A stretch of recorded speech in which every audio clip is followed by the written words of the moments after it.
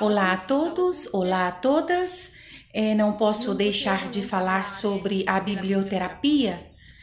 Além de amar a leitura e também amar a escrita, além de sugerir quais livros ler toda vez que me é possível, seja aos meus pacientes, seja aos meus alunos, seja as pessoas que me escrevem nas colunas dos jornais, eu estou profundamente convencida e tenho prova disso, diria, todos os dias, de que a leitura tem um efeito altamente terapêutico.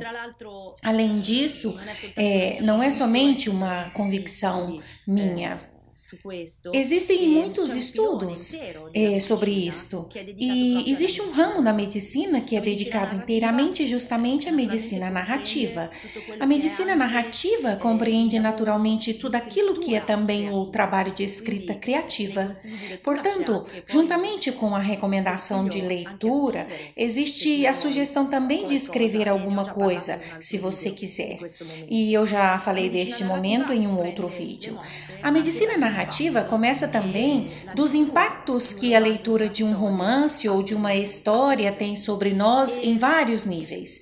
E digamos assim, o ícone podemos encontrá-lo justamente no As Mil e Uma Noites, que em realidade servem justamente a princesa Sherazade para retardar o momento da morte.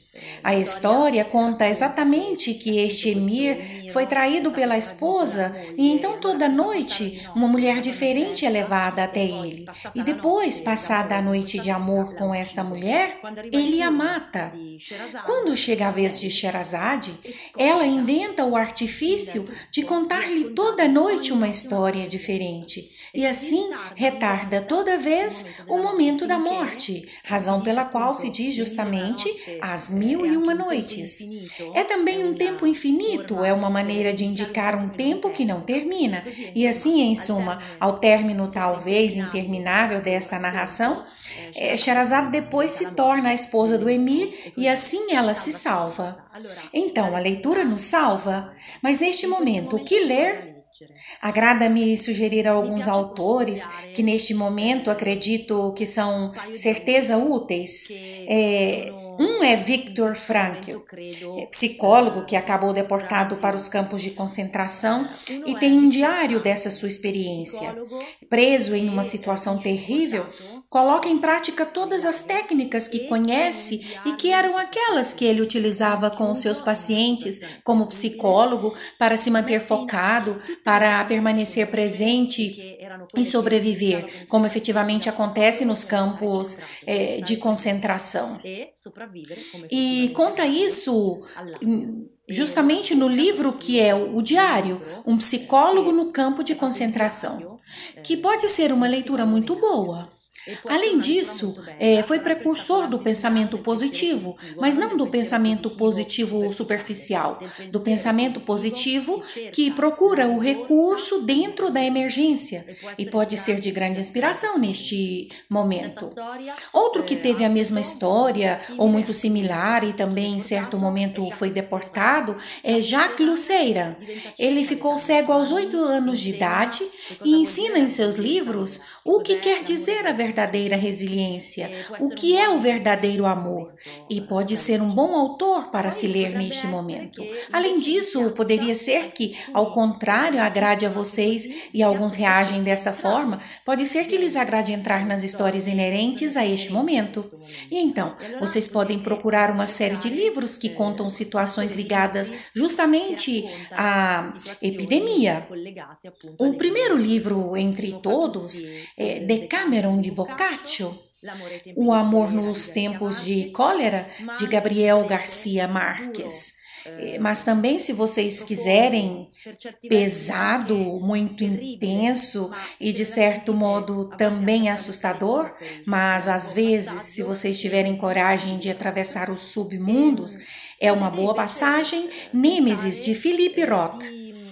E vocês podem, ao contrário, pensar em sair completamente dessa dimensão e, portanto, podem seguramente passar pelos contos de fada.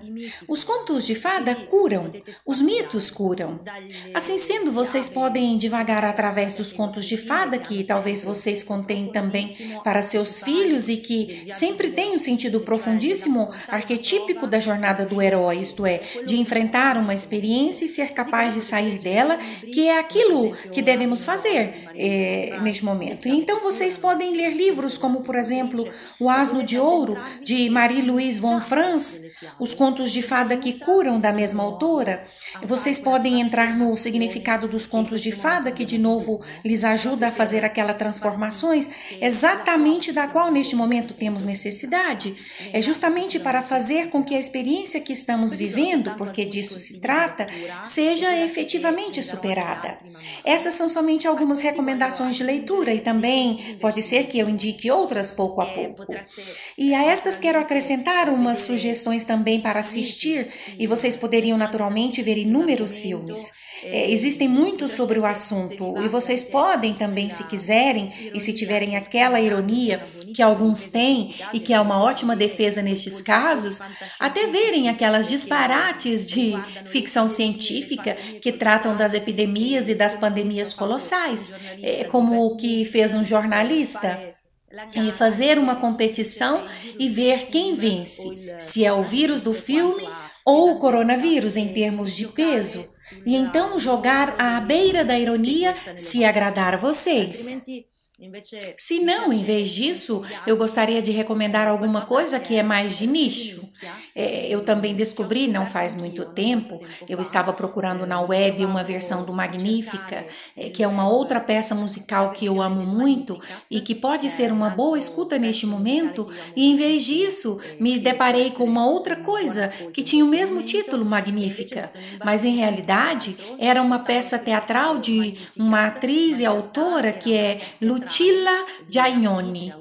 Ela generosamente colocou no YouTube e, portanto, está disponível a todos muitos dos seus monólogos e muitas peças teatrais que ela mesma criou e que nunca como neste momento, são apropriadas, porque são uma miscelânea de mito, teatro, história, contos de fada, ciência, com os títulos evocativos já por si só. Apocalipse, Magnífica, Virgem Mãe, Big Bang. Vocês podem encontrá-los no YouTube e acredito, vocês podem ter um momento no qual receber seguramente algumas palavras que curam, como somente o teatro pode fazer. Então, boa leitura, se quiser boa escrita, boa escuta, boa sessão.